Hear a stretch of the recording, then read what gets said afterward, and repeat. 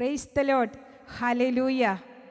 ദൈവവചനം എങ്ങനെ പഠിക്കാമെന്നും ഓർമ്മിച്ചെടുക്കാമെന്നും ദൈവവചനം എങ്ങനെ അനുദിന ജീവിതത്തിൽ പ്രാവർത്തികമാക്കാമെന്നൊക്കെ നമ്മൾ ഈ ദിവസങ്ങളിൽ കണ്ടുകൊണ്ടിരിക്കുകയാണ്. ഇന്നത്തെ ദിവസം നമ്മൾ കേൾക്കാനായിട്ട് പോകുന്നത് ദൈവവചനം കൊണ്ട് ഔഷധക്കൂട്ടുണ്ടാക്കാൻ നമ്മളിന്ന് പഠിക്കുകയാണ്. ദൈവവചനം എങ്ങനെ ഔഷധമായി നമ്മുടെ ജീവിതത്തെ പരിവർത്തനപ്പെടുത്തും. നമുക്കറിയാം, ഔഷധം ഒരൊറ്റ കാര്യം കൊണ്ട് മാത്രമല്ല ഔഷധമുണ്ടാക്കുന്നത്. അനേക കാര്യങ്ങൾ കൂട്ടിയോജിപ്പിച്ച് അതാതിൻ്റെ അളവിൽ ക്രമീകരിച്ചാണ് ഔഷധക്കൂട്ടുകൾ തയ്യാറാക്കുക. നമുക്കറിയാം, മത്തായിയുടെ സുവിശേഷം 8-ാം അധ്യായം 16-ാം തിരുവചനം പറയുന്നുണ്ട്, സായാഹ്നമായപ്പോൾ അനേകം പിശാച് ബാധിതരെ അവർ അവൻ്റെ അടുക്കൽ കൊണ്ടുവന്നു. അവൻ വചനം കൊണ്ട് അശുദ്ധാത്മാക്കളെ പുറത്താക്കുകയും രോഗികളെ സുഖപ്പെടുത്തുകയും ചെയ്തു. വചനം കൊണ്ട് അശുദ്ധാത്മാക്കളെ പുറത്താക്കി രോഗികളെ സുഖപ്പെടുത്തി. പ്രിയപ്പെട്ടവരെ, ഡോക്ടേഴ്സ് വളരെയധികം പഠനം ദേശത്തും വിദേശത്തും ഒക്കെ നടത്തി മെഡിക്കൽ റിപ്പോർട്ട് പറയുന്ന കാര്യങ്ങൾ തീർച്ചയായും സത്യമായിരിക്കാം. എന്നാൽ അതിലും വലിയ ഉന്നത സത്യമാണ് ദൈവത്തിൻ്റെ ഓരോ വാക്കും. ഇത് സത്യമാണ്. കർത്താവിൻ്റെ വചനം പറയുന്നു, മരിക്കേണ്ടി വന്നാലും സത്യം കൈവെടിയരുത്. ജീവിതം അവസാനിക്കാൻ ഏതാനും നാളുകൾ ഉള്ളൂ എന്ന് ഡോക്ടേഴ്സ് പറഞ്ഞാലും നമ്മൾ ഒരിക്കലും നമ്മുടെ അധരത്തിൽ നിന്നും സത്യവചനം വിട്ടുമാറ്റി കളയരുത്. പ്രിയപ്പെട്ട സഹോദരങ്ങളെ, ഞാൻ ഓർക്കുന്നു, അനേകരുടെ ജീവിത സാക്ഷ്യത്തിൻ്റെ മുമ്പിൽ നിന്നുകൊണ്ടാണ് ഈ ദൈവവചനം ഇന്ന് ഞാൻ പറയുന്നത്. എൻ്റെ സ്വന്തം ജീവിത സാക്ഷ്യം തന്നെ. ഒരു മാരക രോഗിയായിരുന്ന എന്നെ, എൻ്റെ ജീവിതത്തെ ഡോക്ടേഴ്സിൻ്റെ റിപ്പോർട്ട് എന്നോട് പറഞ്ഞു, സിസ്റ്ററിൻ്റെ ഓർമ്മശക്തിയെ സാരമായി തന്നെ ഈ മാരക രോഗത്തിൻ്റെ കീമോതെറാപ്പി ബാധിച്ചിട്ടുണ്ട്. ഓർമ്മശക്തിയെ ബാധിച്ചിരിക്കുന്ന ഈ കീമോതെറാപ്പിയുടെ എഫക്റ്റ് മൂലം ഒരു സെൻറ്റൻസ് പോലും ബൈഹാർട്ട് ചെയ്ത് മറ്റൊരാളോട് പറയാൻ സിസ്റ്റർക്കാവില്ല. പ്രിയപ്പെട്ടവരെ, അത് ഡോക്ടേഴ്സിൻ്റെ റിപ്പോർട്ട്. ഞാൻ വിശ്വസിച്ചത് ഡോക്ടേഴ്സിൻ്റെ റിപ്പോർട്ടിലല്ല, ഞാൻ വിശ്വസിച്ചത് യേശുക്രിസ്തുവിൻ്റെ റിപ്പോർട്ടിലാണ്. എൻ്റെ ഈശോയ്ക്ക് എന്നെക്കുറിച്ച് പറയാനുള്ളത് പുറപ്പാടിൻ്റെ പുസ്തകം 15-ാം അധ്യായം 26-ാം വചനം, ഞാൻ നിന്നെ സുഖപ്പെടുത്തുന്ന കർത്താവാണ്. നേറ്റ് പറയാവോ? ഞാൻ നിന്നെ സുഖപ്പെടുത്തുന്ന കർത്താവാണ്. ഇട്ടിമിന്നൽ പോലെ ദൈവശക്തി രോഗികളിലേക്ക് ഇപ്പോൾ കടന്നു വരുന്നു. കിടപ്പ് രോഗികളായിട്ടുള്ളവരും ആശുപത്രി കിടക്കയിലായിട്ടുള്ളവരെല്ലാം ഇപ്പോൾ ഈ വചനം ഏറ്റെടുക്കട്ടെ. ഞാൻ നിന്നെ സുഖപ്പെടുത്തുന്ന കർത്താവാണ്. ഞാൻ നിന്നെ സുഖപ്പെടുത്തുന്ന കർത്താവാണ്. നമുക്കറിയാം, യോഹന്നാൻ്റെ സുവിശേഷം 9-ാം അധ്യായത്തിൻ്റെ ഹെഡ്ലൈൻ അന്ധനെ സുഖപ്പെടുത്തുന്ന ഈശോയെക്കുറിച്ചാണ് പറയുക. ജന്മന അന്ധനായിരുന്ന അവനെ തുപ്പൽ കൊണ്ട് ചേറുണ്ടാക്കി അവൻ്റെ കണ്ണിൽ പുരട്ടിയിട്ട് കർത്താവ് പറഞ്ഞു, നീ പോയി ശീലോഹാ കുളത്തിൽ പോയി കഴുകുക. ഈശോ പറഞ്ഞ പ്രകാരം അവൻ ചെയ്തു. അവൻ്റെ കൺകാഴ്ച തിരികെ കിട്ടി എന്ന് നമ്മൾ വായിക്കുന്നു. പ്രിയപ്പെട്ടവരെ, നമുക്കറിയാം, ഒരു കുരുടൻ്റെ പ്രത്യേകത സ്പീഡ് നഷ്ടപ്പെട്ടു പോയി. എപ്പോൾ നിൽക്കണം, എപ്പോൾ നടക്കണം എന്നൊന്നും അറിയാൻ പറ്റാത്ത ഒരു വ്യക്തി, പുതുമ നഷ്ടപ്പെട്ടു പോയി, ഒന്നും കൺകാഴ്ച ഇല്ലാത്ത ഒരു വ്യക്തി, പ്രതീക്ഷ നഷ്ടപ്പെട്ടു പോയ വ്യക്തി, ഉത്സാഹം നഷ്ടപ്പെട്ടു പോയ വ്യക്തി, ത്വരിതഗമനം സാധ്യമല്ലാത്തൊരു വ്യക്തി, അവനാണ് ഒരു കുരുടൻ. ഈ കുരുടനെ കർത്താവ് കണ്ടുമുട്ടി തുപ്പൽ കൊണ്ട് ചേറുണ്ടാക്കി. എന്താണ് തുപ്പൽ കൊണ്ട് ചേറുണ്ടാക്കി എന്നതുകൊണ്ട് നമ്മൾ അർത്ഥമാക്കുക? പ്രിയപ്പെട്ടവരെ, ഈ വചനഭാഗം ധ്യാനിച്ചപ്പോൾ എൻ്റെ മനസ്സിലേക്ക് കടന്നു വന്നത്, കർത്താവ് അധരത്തിലുള്ളതെന്തോ അത് മണ്ണിലേക്ക് നിക്ഷേപിച്ചു. അധരത്തിൽ എന്തുണ്ടോ അത് മണ്ണിൽ നിക്ഷേപിച്ചു. മണ്ണ്, മനുഷ്യ നീ മണ്ണാകുന്നു. നമുക്കറിയാം, കർത്താവിൻ്റെ വചനം പറയുന്നുണ്ട്, ജ്ഞാനത്തിൻ്റെ പുസ്തകം 15:8, അല്പകാലം മുൻപ് മണ്ണുകൊണ്ട് നിർമ്മിക്കപ്പെട്ടവനും അല്പകാലത്തിന് ശേഷം തനിക്ക് കടമായി ലഭിച്ച ആത്മാവിനെ തിരിച്ചേൽപ്പിച്ച് മണ്ണിലേക്ക് മടങ്ങേണ്ടവനുമായ മർത്യൻ. ജ്ഞാനത്തിൻ്റെ പുസ്തകം 15:8, മണ്ണുകൊണ്ട് നിർമ്മിക്കപ്പെട്ട മനുഷ്യൻ്റെ നാസാരന്ധ്രങ്ങളിലേക്ക് ജീവൻ്റെ ശ്വാസം ഊതിക്കയറ്റിയ കർത്താവിൻ്റെ കരുണ എത്ര വലുതാണ്. പ്രിയപ്പെട്ടവരെ, മണ്ണും കൊണ്ട് മനുഷ്യനെ മെനഞ്ഞ കർത്താവ് ഒരു കാര്യം ചെയ്തു. ആ മണ്ണിലേക്ക് തൻ്റെ അധരത്തിലുള്ളത് നിക്ഷേപിച്ചു. ആ നിക്ഷേപിച്ച് കഴിഞ്ഞ് മണ്ണും കൊണ്ട് ഔഷധം ഉണ്ടാക്കി അവൻ്റെ കണ്ണിൽ പുരട്ടി എന്നാണ് നമ്മൾ വായിക്കുക. മണ്ണായ മനുഷ്യനോട് ഏത് വ്യക്തി അധരത്തിൽ നിന്നും ദൈവത്തിൻ്റെ വചനം പറയുന്നുവോ ആ വ്യക്തിക്ക് അവിടെ സൗഖ്യമുണ്ടാവുകയാണ്. ഒന്ന് പരീക്ഷിച്ച് നോക്കുക. യെശയ്യാ പ്രവാചകന്റെ പുസ്തകം 53-ാം അധ്യായം 5-ാം വചനം പറയുന്നു, അവൻ്റെ മുറിവിനാൽ നിങ്ങൾ സൗഖ്യമാക്കപ്പെട്ടിരിക്കുന്നു. സൗഖ്യപ്പെട്ടേക്കെന്നല്ല, അവൻ്റെ മുറിവിനാൽ നിങ്ങൾ സൗഖ്യമാക്കപ്പെട്ട് കഴിഞ്ഞു. ഇനി നമ്മൾ എന്ത് ചെയ്യണം? ഈ വചനം വിശ്വസിക്കണം, ഈ വചനം ഏറ്റെടുക്കണം, ഈ വചനം അധരം കൊണ്ട് നമ്മൾ പ്രഖ്യാപിക്കണം. അവിടെ സൗഖ്യത്തിൻ്റെ വലിയ ശക്തി കടന്നു വരും.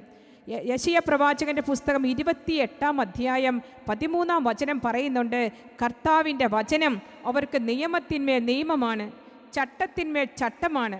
ഇവിടെ അല്പം അവിടെ അല്പം. അങ്ങനെ അവർ പുറകോട്ട് മറിഞ്ഞു വീണ് തകരുകയും വലയിൽ അകപ്പെടുകയും ചെയ്തു.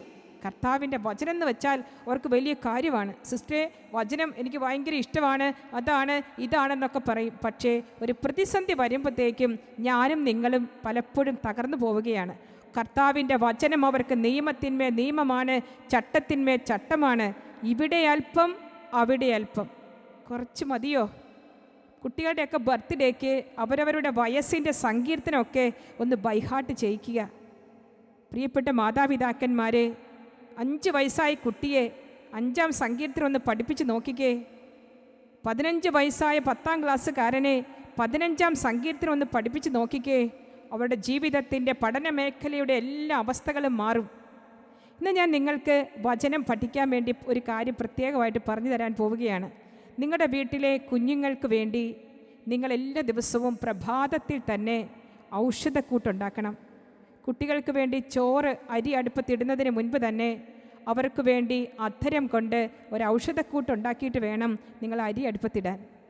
അതായത് വടക്കും തെക്കും പടിഞ്ഞാറും കിഴക്ക് നിന്നും കുട്ടികൾക്കും തലമുറകൾക്കും വേണ്ടി കെണി ഒരുക്കിയിരിക്കുന്ന വിഷലിപ്തമായ ഒരു കാലഘട്ടത്തിൽ ജീവിക്കുന്ന നമുക്ക് ദൈവവചനത്തിൻ്റെ ഉള്ളിൽ ഒരു കോട്ടയ്ക്കുള്ളിൽ എന്നതുപോലെ നമ്മുടെ കുഞ്ഞുങ്ങളെ സുരക്ഷിതമായി കാത്തു സൂക്ഷിക്കാൻ സാധിക്കും. അതിനുവേണ്ടി മാതാപിതാക്കന്മാർ പ്രഭാതത്തിൽ തന്നെ നിങ്ങളുടെ കുട്ടികൾക്ക് വേണ്ടി ഒരു 4 വചനം നിങ്ങൾ ഉരുവിട്ടുകൊണ്ട് പ്രാർത്ഥിക്കണം. പ്രത്യേകിച്ച് എങ്ങനെ ഈ 4 വചനം പഠിക്കുക? അവരവരുടെ വയസ്സ്, ഇപ്പം നിങ്ങളുടെ കുട്ടിക്ക് ഒരു 35 വയസ്സാണ് ഇരിക്കട്ടെ, അല്ലെ വേണ്ട, കൊച്ചു കുട്ടികളാണെങ്കിൽ അവർക്കൊരു 10 വയസ്സായ ഒരു കുട്ടിയാണെന്ന് വിചാരിക്കുക. നിങ്ങളുടെ കുട്ടിക്ക് 10 വയസ്സ്. ഇവന് വേണ്ടിയിട്ട് സങ്കീർത്തനം 10-ൻ്റെ അകത്തുനിന്ന് ഏതെങ്കിലും ഒരു കൊട്ടേഷൻ പഠിക്കാം. യെശയ്യാ പ്രവാചകൻ്റെ പുസ്തകം 10-ാം അധ്യായത്തിൽ നിന്നൊരു കൊട്ടേഷൻ പഠിക്കാം. പ്രഭാഷകൻ്റെ പുസ്തകം 10-ാം അധ്യായത്തിൽ നിന്ന് പഠിക്കാം. വീണ്ടും റോമാലേഖനം 10-ാം അധ്യായത്തിൽ നിന്നും മത്തായിയുടെ സുവിശേഷം 10-ാം അധ്യായത്തിൽ, ഇങ്ങനെ ഏതൊക്കെയാണ് ആ കുട്ടിയുടെ വയസ്സിൻ്റെ അധ്യായം വെച്ച് പഠിച്ചാൽ അത് നമ്മൾ ഒരിക്കലും മറക്കത്തില്ല. അടുത്ത വർഷം ആകുമ്പോഴത്തേക്ക് അടുത്ത വചനം. അങ്ങനെ ആ കുട്ടികൾക്ക് വേണ്ടി അവരുടെ ചുറ്റും വലിയ കോട്ട കെട്ടി വചനം ചൊല്ലി പ്രാർത്ഥിക്കുക. മാത്രമല്ല, അവരവരുടെ വയസ്സിൻ്റെ സങ്കീർത്തനം, നിങ്ങളുടെ മക്കളുടെ വയസ്സിൻ്റെ സങ്കീർത്തനം നിങ്ങൾക്ക് പഠിക്കാം. അവൻ എത്ര പറഞ്ഞിട്ടും പഠിക്കുന്നില്ല സിസ്റ്റർ എന്നും പറഞ്ഞ് നമ്മൾ അടുത്ത കാര്യത്തിലേക്ക് പോകാതെ ആ കുട്ടിയുടെ ബർത്ത്ഡേ വരുമ്പോൾ നമുക്കറിയാം അവൻ്റെ ബർത്ത്ഡേ ഒക്ടോബർ മാസത്തിൽ വരുന്നുണ്ട്. പുത്തനുടുപ്പ് വാങ്ങിക്കാൻ വേണ്ടി അതിന് എത്രയോ മുൻപ് നമ്മൾ ഓരോരോ കാര്യങ്ങൾ തയ്യാറാക്കിക്കൊണ്ടിരിക്കും. ആരൊക്കെ ബർത്ത്ഡേക്ക് വരണം, എന്തൊക്കെ ഫോട്ടോ എടുക്കണം, എങ്ങനെയൊക്കെ എടുക്കണം എന്നൊക്കെ വിചാരിച്ച് നമ്മൾ എത്ര സമയങ്ങൾ അതിനു വേണ്ടിയിട്ട് ചെലവഴിക്കാറുണ്ട്. പ്രിയപ്പെട്ട മാതാപിതാക്കന്മാരെ, നിങ്ങളുടെ മക്കളുടെ ആ ബർത്ത്ഡേയുടെ അന്ന് അവരുടെ വയസ്സിൻ്റെ സങ്കീർത്തനം അവരും നിങ്ങളും കൂടെ പഠിച്ചാൽ എത്ര വലിയ ദൈവാനുഗ്രഹത്തിൻ്റെ കലവറയാണ് നമ്മുടെ വീട്ടിലേക്ക് തുറക്കാനായിട്ട് പോകുന്നത്. നമ്മൾ വചനം പഠിച്ചിട്ട് മറന്നു പോകുന്നു ഒക്കെ പറയാറുണ്ടല്ലോ. നിങ്ങൾ ഒരിക്കലും മറക്കത്തില്ല. നിങ്ങളുടെ മക്കളുടെ വയസ്സ് നിങ്ങൾ ആരെങ്കിലും മറക്കാറുണ്ടോ? പ്രിയ മാതാവേ, നിൻ്റെ അപ്പൻ്റെ വയസ്സ് നീ മറക്കാറുണ്ടോ? ജീവിത പങ്കാളിയുടെ വയസ്സ് നീ മറക്കുമോ? ആദ്യം മറന്നു പോകാത്ത വിധം എന്തൊക്കെ നമ്പേഴ്സാണ് നിൻ്റെ മനസ്സിൽ ഓർമ്മ കിട്ടുന്നത്? ജീവിത പങ്കാളിയുടെ വയസ്സറിയാം, നമ്മുടെ വയസ്സറിയാം, മക്കളുടേതറിയാം, മാതാപിതാക്കന്മാരുടേതറിയാം. ആ സങ്കീർത്തനമൊക്കെ ആദ്യം അങ്ങ് പഠിച്ചേ. ഒരു 50 വചനമൊക്കെ ഉള്ളി വരുമ്പോൾ തന്നെ ഉള്ളി തീ കത്തും. പിന്നെ ഒന്നും മറക്കത്തില്ല. ഡോക്ടേഴ്സ് പറയും ഇത് മറന്നു പോകും, ഞരമ്പിന് കേടാണ്, അവിടെ ഞരമ്പുകൾക്ക് കേടുള്ളത് കൊണ്ട്, ഞരമ്പിന് ചില അസ്വസ്ഥത ഉള്ളത് കൊണ്ട് ഇത് ഓർമ്മ കിട്ടത്തില്ല, നീർക്കെട്ടാണ് അതുകൊണ്ട് കിട്ടത്തില്ല എന്നൊക്കെ ഡോക്ടേഴ്സ് പറയും. പക്ഷേ കർത്താവിന് ഒറ്റ കാര്യം മാത്രമേ പറയാനുള്ളൂ. കർത്താവിന് പറയാനുള്ള കാര്യം ഇതാണ്: എന്നെ ആദരിക്കുന്നവനെ ഞാനും ആദരിക്കും. 2 സാമുവൽ 1:30. എന്നെ ആദരിക്കുന്നവനെ ഞാനും ആദരിക്കും. ആദരിക്കുക. ഏത് പ്രതികൂലങ്ങളിലും ദൈവവചനത്തെ ആദരിക്കുന്നവരായി നമ്മൾ മാറണം. എങ്ങനെയാണ് ദൈവവചനത്തെ നമുക്ക് ആദരിക്കാൻ സാധിക്കുക? ഒരു പ്രതികൂലം വരുമ്പോൾ ആദ്യമേ തന്നെ ഫോൺ എടുത്തിട്ട് ഇവരെയും വിളിച്ചറിയിക്കാതെ ഈ ഒരു പ്രതിസന്ധിയെക്കുറിച്ച് എൻ്റെ കർത്താവിന് എന്താണ് എന്നെക്കുറിച്ച്, എൻ്റെ കുടുംബത്തെക്കുറിച്ച്, തലമുറയെക്കുറിച്ച് പറയാനുള്ളത് ഒന്ന് തുറന്ന് നോക്കാവോ? നീ വിശ്വാസപൂർവം നീ ദൈവത്തിൻ്റെ വചനം തുറക്കുമ്പോൾ ആ സ്വർഗത്തിൻ്റെ കവാടങ്ങൾ നിനക്ക് മുൻപിൽ തുറക്കും. Hallelujah, hallelujah. വിശ്വസിക്കുന്നവന് എല്ലാ കാര്യങ്ങളും സാധിക്കുമെന്നാണ് ദൈവത്തിൻ്റെ വചനം പറയുക. കർത്താവേ, ഞാൻ വിശ്വസിക്കുന്നു, എൻ്റെ അവിശ്വാസം പരിഹരിച്ച് എന്നെ സഹായിക്കണമേ എന്ന് ആ അപ്പൻ പ്രാർത്ഥിച്ചെങ്കിൽ, പ്രിയപ്പെട്ട സഹോദരങ്ങളെ, മർക്കോസിൻ്റെ സുവിശേഷം 9-ാം അധ്യായത്തിൽ നാം വായിക്കുന്നത് പോലെ ജനങ്ങൾ ഓടിക്കൂടുന്നത് കണ്ട് അവൻ അശുദ്ധാത്മാവിനെ ശകാരിച്ചു. ബധിരനും മൂകനുമായ ആത്മാവേ, ഞാൻ നിന്നോട് ആജ്ഞാപിക്കുന്നു, അവനിൽ നിന്നും പുറത്തു പോവുക, ഇനി ഒരിക്കലും അവനിൽ പ്രവേശിക്കരുത്. ഉടനെ അവനെ ശക്തിയായി നിലത്ത് തള്ളിയിടുകയും ഉച്ചത്തിൽ അലറി വിളിക്കുകയും ചെയ്തുകൊണ്ട് അവൻ പുറത്തുപോയി എന്ന് ദൈവത്തിൻ്റെ വചനം. യേശുവിൻ്റെ ശകാരം കേട്ടപ്പോൾ അശുദ്ധാത്മാക്കൾ ഓടിപ്പോയെങ്കിൽ, ഇന്ന് അവനിൽ വിശ്വസിക്കുന്നു എന്ന് പറയുന്ന നമ്മൾ ഓരോരുത്തരും അവൻ നടന്ന അതേ വഴിയിലൂടെ നടക്കുവാൻ കടപ്പെട്ടവരാണ്. അവൻ ചെയ്ത പ്രവർത്തികൾ ചെയ്യുവാൻ ഈശോ നമ്മെ ഏൽപ്പിച്ചിട്ടുണ്ട്. നിങ്ങൾ ലോകമെങ്ങും പോയി സകല സൃഷ്ടികളോടും എൻ്റെ സുവിശേഷം പറയുവിനെന്നാണ് കർത്താവ് പറഞ്ഞിരിക്കുക. പ്രിയപ്പെട്ടവരെ, നമ്മുടെ ജീവിത സാഹചര്യത്തിൽ നിന്നുകൊണ്ട് നമുക്ക് വിശ്വസിച്ച് നമുക്ക് പറയാം. മാത്രമല്ല, എല്ലാ ദിവസവും മക്കൾക്കും തലമുറകൾക്കും വേണ്ടി ദൈവവചനം ചാലിച്ച് ഔഷധക്കൂട്ടുണ്ടാക്കുന്നവരായി നമുക്ക് മാറാം. നമ്മുടെ കുടുംബത്തിന് സൗഖ്യം കൊണ്ടുവരുന്ന, കുടുംബത്തിന് വിടുതൽ കൊണ്ടുവരുന്ന, വിമോചനം കൊണ്ടുവരുന്ന ഔഷധക്കൂട്ടുകൾ നമ്മുടെ കുടുംബത്തിൽ തന്നെ നമുക്ക് നിർമ്മിക്കാം. പ്രിയപ്പെട്ടവരെ, മദ്യപാനിയായ ഒരു ഭർത്താവിന് വേണ്ടി എങ്ങനെയാണ് സിസ്റ്റർ ഞാൻ ഔഷധക്കൂട്ടുണ്ടാക്കേണ്ടത്? നിങ്ങൾക്ക് ദൈവത്തിൻ്റെ വചനം, അദ്ദേഹത്തിന് എത്ര വയസ്സുണ്ടോ അത്രയും വചനങ്ങൾ നിങ്ങളൊരു പേപ്പറിലേക്ക് അങ്ങ് എഴുതിയെടുത്തേ. ആ പേപ്പറിലേക്ക് അങ്ങ് എഴുതിയെടുത്തിട്ട് അത് ആവർത്തിച്ച് അദ്ദേഹത്തിന് വേണ്ടി അങ്ങ് പ്രാർത്ഥിച്ചേ. ഇനി അങ്ങനെ സമയമില്ല എന്ന് നിങ്ങൾക്ക് തോന്നിയാൽ നിങ്ങളൊരു കാര്യം ചെയ്യണം. ഒരു 4 വചനം അദ്ദേഹത്തിന് വേണ്ടിയിട്ട് ഒരു 4 വചനം സെലക്ട് ചെയ്തെടുക്കണം. ഒന്നാമത്തെ വചനം ഇതാണ്. യെശയ്യാ പ്രവാചകന്റെ പുസ്തകം 54:17. കർത്താവിൻ്റെ വചനം പറയുന്നു, നിന്നെ ഉപദ്രവിക്കാൻ ഉണ്ടാക്കിയ ഒരായുധവും ഫലപ്രദമാവുകയില്ല. നേറ്റെടുത്ത വചനം, നിന്നെ ഉപദ്രവിക്കാൻ ഉണ്ടാക്കിയ ഒരായുധവും ഫലപ്രദമാവുകയില്ല. നിനക്കെതിരെ വിധി പ്രസ്താവിക്കുന്ന എല്ലാ നാവുകളെയും നീ ഖണ്ഡിക്കും. രണ്ടാമത്തെ വചനം ഇതാണ്. സങ്കീർത്തനം 107:14. അന്ധകാരത്തിൽ നിന്നും മരണത്തിൻ്റെ നിഴലിൽ നിന്നും അവിടുന്ന് അവരെ പുറത്തു കൊണ്ടുവന്നു. അവരുടെ ബന്ധനങ്ങൾ അവൻ പൊട്ടിച്ചെറിഞ്ഞു. മൂന്നാമത് നമുക്കൊരു വചനമെടുക്കാം. ജോയൽ പ്രവാചകന്റെ പുസ്തകം 1-ാം അധ്യായം 5-ാം വചനം.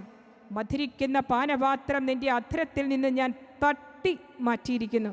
മധുരിക്കുന്ന പാനപാത്രം നിന്റെ അധരത്തിൽ നിന്ന് ഞാൻ തട്ടി മാറ്റിയിരിക്കുന്നു. നാലാമതൊരു വചനം കൂടി നമുക്ക് ഏറ്റുചൊല്ലി പ്രാർത്ഥിക്കാം. വിശുദ്ധ മത്തായി അറിയിച്ച സുവിശേഷം 4-ാം അധ്യായം 10-11. യേശു കൽപ്പിച്ചു, സാത്താനെ ദൂരെ പോവുക, എന്തെന്നാൽ നിന്റെ ദൈവമായ കർത്താവിനെ നീ ആരാധിക്കണം, അവിടുത്തെ മാത്രമേ പൂജിക്കാവൂ എന്ന് എഴുതപ്പെട്ടിരിക്കുന്നു.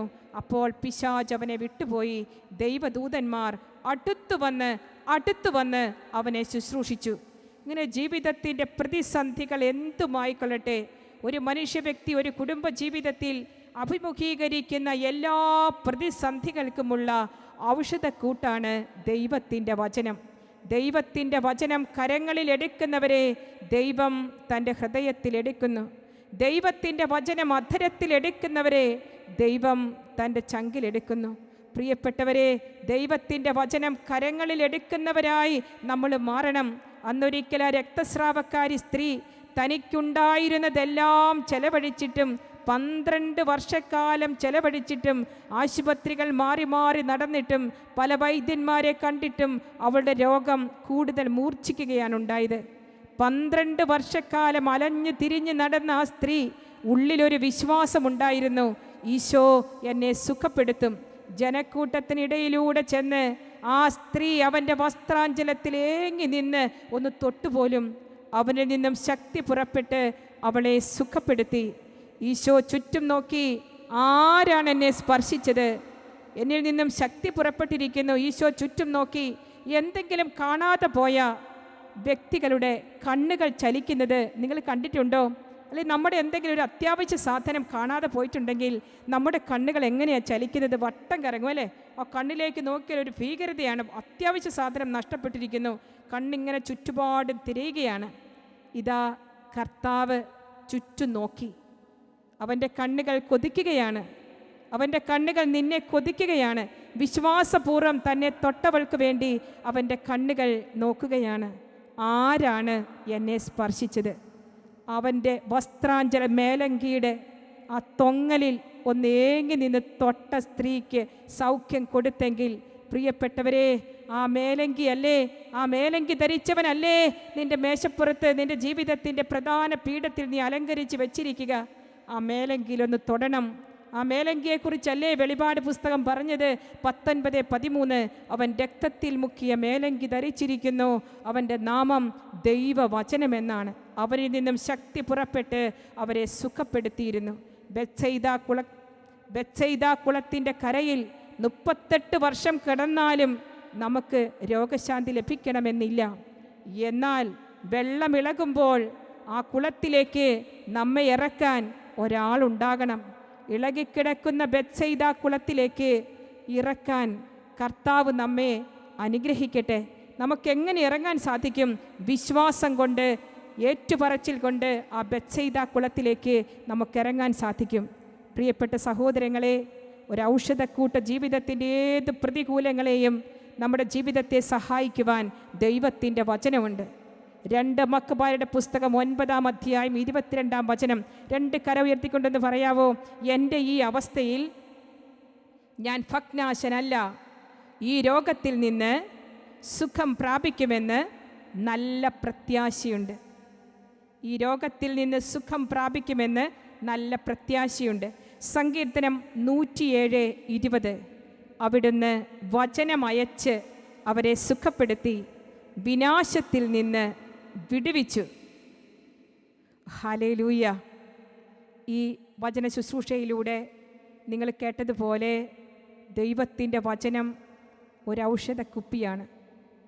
ഏത് വ്യക്തിക്കും, ഏത് പ്രതികൂലത്തിനും, ഏത് മാനസാന്തരമില്ലാത്ത വ്യക്തിയുടെ ജീവിതത്തിൻ്റെ അവസ്ഥയ്ക്കും കരിങ്കൽ പാറ പോലെ ഉറച്ചു നിന്ന് വിശ്വാസത്തിൽ നിന്ന് വ്യതിചരിച്ചു പോയ ഏത് വ്യക്തിയുടെ ജീവിതത്തിലേക്കും ദൈവത്തിൻ്റെ വചനം കടന്നു വരും. പക്ഷേ നീ നാവിലെടുക്കേണ്ടത് ദൈവത്തിൻ്റെ വചനമാണ്. മാനസാന്തരമില്ലാത്ത, കുരിശു വരയ്ക്കാത്ത ഒരു വ്യക്തിയെക്കുറിച്ച് ഒരു പ്രസംഗം പറഞ്ഞാലും, അവനെക്കുറിച്ച് അരമണിക്കൂർ ഫോണിലൂടെ മറ്റൊരാളോട് സംസാരിച്ചാലും ആ വ്യക്തിക്ക് മാറ്റം ഉണ്ടാകണമെന്നില്ല. എന്നാൽ ജെറമിയ പ്രവചനം 23:29 വചനം പഠിപ്പിക്കുകയാണ്, എൻ്റെ വചനം അഗ്നി പോലെയും പാറയെ തകർക്കുന്ന കൂടം പോലെയും അല്ലേ, പാറയെ തകർക്കുന്ന ചുറ്റികയും കൂടം പോലെയായ ദൈവത്തിൻ്റെ വചനം ആ വ്യക്തിയുടെ ജീവിതത്തിന് വലിയ മാനസാന്തരത്തിലേക്ക് കൂട്ടിക്കൊണ്ടുവരും. ആകയാൽ ദൈവത്തിൻ്റെ വചനത്തിൻ്റെ ശക്തി അറിഞ്ഞ് മാനസാന്തരം ആവശ്യമുള്ള വ്യക്തികളെയൊക്കെ ദൈവസന്നിധിയിലേക്ക് കൊണ്ടുവന്നുകൊണ്ട് നമുക്കൊരു വചനമേറ്റ് ചൊല്ലി പ്രാർത്ഥിക്കാം. സങ്കീർത്തനം 31:20. അവിടുന്ന് അവരെ മനുഷ്യരുടെ ഗൂഢാലോചനയിൽ നിന്ന് രക്ഷിക്കാൻ അങ്ങയുടെ സാന്നിധ്യത്തിൻ്റെ മറവിൽ ഒളിപ്പിച്ചു. നിന്നാ വചനങ്ങൾ ഏൽക്കാതെ അങ്ങയുടെ കൂടാരത്തിൽ അവരെ മറച്ചു വെച്ചു. പ്രിയപ്പെട്ടവരെ, ഈ വചനം ഞാൻ പറഞ്ഞ് പ്രാർത്ഥിച്ചതിന് പിന്നിൽ വലിയൊരു അനുഭവ സാക്ഷ്യമുണ്ട്. ഞങ്ങളുടെ കോൺവെൻറ്റിൻ്റെ അടുത്തുള്ള ഒരു ചേച്ചി, അവളുടെ മകൻ മറ്റു കുട്ടികളുമായിട്ട് വൈകുന്നേരം കുരിശു വരയ്ക്ക് വരത്തില്ല. ഒരുപാട് കുട്ടികൾ, നാനാജാതി മതസ്ഥരായ കുട്ടികളുടെ കൂടെ കളിക്കാനും ബൈക്കിനും ഓരോ സ്ഥലങ്ങളിൽ കൂടെ ഇങ്ങനെ യാത്ര ചെയ്യുകയാണ്. ആ ചേച്ചിയോട് ഞാൻ പറഞ്ഞു, ഓരോ നന്മ നിറഞ്ഞ മറിയമേ എന്ന പ്രാർത്ഥന ജപമാലയിൽ എത്തിക്കുമ്പോഴും അതിനു മുൻപ് ഈ ദൈവവചനം ചൊല്ലി പ്രാർത്ഥിക്കാൻ പറഞ്ഞു. പ്രാർത്ഥിക്കാൻ പറഞ്ഞ വചനം ഇതാണ്, സങ്കീർത്തനം 31:20. അവിടുന്ന് അവരെ മനുഷ്യരുടെ ഗൂഢാലോചനയിൽ നിന്ന് രക്ഷിക്കാൻ അങ്ങയുടെ സാന്നിധ്യത്തിൻ്റെ മറവിൽ ഒളിപ്പിച്ചു. നിന്നാ വചനങ്ങൾ ഏൽക്കാതെ അങ്ങയുടെ കൂടാരത്തിൽ അവരെ മറച്ചു വെച്ചു. പ്രിയപ്പെട്ടവരെ, ഇത് വചനശബ്ദമാണ്, ഇത് ദൈവശബ്ദമാണ്, ഇത് സ്വർഗത്തിൻ്റെ വാതിൽ തുറക്കാൻ പര്യാപ്തമാണ്. 100 പേരോട് വിളിച്ചു പറഞ്ഞാലും സ്വർഗവാതിൽ അവിടെ തുറക്കോ ഇല്ലയോ നമുക്ക് അറിഞ്ഞുകൂടാ. എന്നാൽ വചനശബ്ദത്തിൻ്റെ മുൻപിൽ പ്രതികരിക്കുന്നവനാണ് ദൈവം. ദൈവം ഒരിക്കലും വ്യാജം പറയുകയില്ല എന്ന് സംഖ്യയുടെ പുസ്തകം 23:19 പഠിപ്പിക്കുകയാണ്. വ്യാജം പറയാൻ ദൈവം മനുഷ്യനല്ല. ദൈവത്തിൻ്റെ വചനം ഏത് വ്യക്തി അധരത്തിലെടുത്തത് പ്രഖ്യാപിക്കുന്നുവോ അവിടെ ദൈവാനുഗ്രഹത്തിൻ്റെ കലവറ തുറക്കും. ഈ മകൻ ഒരു 7 ദിവസമൊക്കെ ചേച്ചി ഇങ്ങനെ പ്രാർത്ഥിച്ചു കാണും. ഓരോ ദിവസവും ഓരോരോ കാര്യങ്ങൾ കൊണ്ട് കൂട്ടുകാരുടെ കൂടെ ചുറ്റാൻ പോകാൻ അവന് സാധിക്കാതെയായി. 7-ാം ദിവസം അവൻ പറഞ്ഞു, മമ്മി എന്താണെന്ന് അറിയുന്നില്ല, എനിക്ക് പുറത്തേക്ക് ബൈക്കെടുത്ത് പോകാൻ പറ്റണില്ലല്ലോ, എനിക്ക് പറ്റിയത്, അമ്മ വല്ല പ്രത്യേക പ്രാർത്ഥന വല്ലതും നടത്തുന്നുണ്ടോ എന്ന് ഇവൻ വന്ന് ചോദിച്ചുവെന്നും പിറ്റേ ദിവസം മുതൽ എല്ലാ ദിവസവും കുരിശ് വരയ്ക്ക് ഇവൻ സംബന്ധിച്ചുവെന്നും ഇവനെ വചനം പഠിപ്പിക്കാൻ ചേച്ചി ആരംഭിച്ചുവെന്നും ഇവൻ തൻ്റെ കൂടെ ഉഴപ്പി നടന്ന കുട്ടികളെയെല്ലാം കൂട്ടി അവൻ പള്ളിയിൽ പോയി ഒരു കൊന്ത ചെല്ലാൻ തുടങ്ങിയെന്നൊക്കെ ആ ചേച്ചി വന്ന് സാക്ഷ്യം പറഞ്ഞപ്പോൾ എൻ്റെ കണ്ണ് നിറഞ്ഞുപോയി. കാരണം അവിടുന്ന് അവരെ മനുഷ്യരുടെ ഗൂഢാലോചനയിൽ നിന്ന് രക്ഷിക്കാൻ അങ്ങയുടെ സാന്നിധ്യത്തിൻ്റെ മറവിൽ ഒളിപ്പിച്ചു. നിന്നാ വചനങ്ങൾ ഏൽക്കാതെ അങ്ങയുടെ കൂടാരത്തിൽ അവരെ മറച്ചു വെച്ചു. ഈ വചന കൂടാരത്തിൽ നമ്മുടെ കുട്ടി മറഞ്ഞിരുന്നാൽ ഒരു തിന്മയുടെ കോട്ടക്കൊത്തളങ്ങൾക്കും നമ്മുടെ കുട്ടിയെ ചുറ്റാൻ പറ്റത്തില്ല. പ്രിയപ്പെട്ടവരെ, ദൈവവചനം കരങ്ങളിലെടുക്കുന്നവരെ ദൈവം തൻ്റെ ഹൃദയത്തിലെടുക്കും. നമുക്ക് പ്രാർത്ഥിക്കാം. ഈശോയെ, ദൈവവചനത്തിൻ്റെ അത്ഭുത ശക്തി ഞങ്ങളിൽ വന്ന് നിറയണമേ. മനസ്സാന്തര ആവശ്യമുള്ള സകല വ്യക്തികളെയും ഇപ്പോൾ അങ്ങയുടെ തിരുഹൃദയത്തിലെ തിരുമുറിവിൻ്റെ ആഴങ്ങളിലേക്ക് ചേർത്ത് വെച്ചുകൊണ്ട് അങ്ങയുടെ വചനമയച്ച് ഞങ്ങൾ പ്രാർത്ഥിക്കുകയാണ്. കരുണയോടെ ഞങ്ങളെ കൈക്കൊള്ളണമേ എന്ന് പ്രാർത്ഥിക്കുന്നു. പരിശുദ്ധ അമ്മേ, അമ്മ പ്രാർത്ഥിക്കണമേ. നന്മ നിറഞ്ഞ മറിയമേ സ്വസ്തി, കർത്താവ് അങ്ങയോട് കൂടെ സ്ത്രീകളിൽ അങ്ങ് അനുഗ്രഹിക്കപ്പെട്ടവളാകുന്നു. അങ്ങയുടെ ഉദരത്തിൻ ഫലമായി ഈശോ അനുഗ്രഹിക്കപ്പെട്ടവനാകുന്നു. പരിശുദ്ധ മറിയമേ, തമ്പുരാൻ്റെ അമ്മേ, പാപികളായി ഞങ്ങൾക്ക് വേണ്ടി ഇപ്പോഴും ഞങ്ങളുടെ മരണസമയത്തും തമ്പുരാനോട് അപേക്ഷിച്ചു കൊള്ളണമേ. ആമേൻ. പിതാവിനും പുത്രനും പരിശുദ്ധാത്മാവിനും സ്തുതി, ആദിയിലെ പോലെ ഇപ്പോഴും എപ്പോഴും എന്നേക്കും. ആമേൻ. Ave Maria, Ave Maria, Ave Maria.